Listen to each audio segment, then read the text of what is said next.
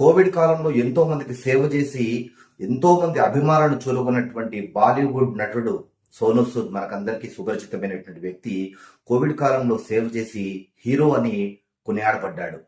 ఇప్పుడు రామాయణం విషయంలో, హిందువుల విషయంలో వేలు పెట్టి ఇప్పుడు అవే అభిమానులకు విలన్ అయ్యాడు. ముస్లింలు ఉమ్మి వేస్తే ఆ పదార్థాలు తింటే తప్పేముంది?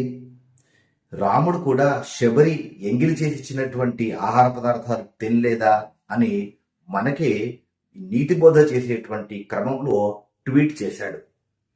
అయ్యా సోనూ సూద్ గారు, మీకు ఇది మానవతావాదము అని అనిపిస్తే, ఉమ్ము వేసినటువంటి పదార్థాలు మీకు పరమ ప్రసాదంగా మీకు అనిపిస్తే కనుక మీ ఇంట్లో ముస్లింల కుటుంబానికి సంబంధించినటువంటి వాళ్ళను, ముస్లింలను ఎవరినైనా కానీ వంట వాళ్ళుగా పెట్టుకోండి.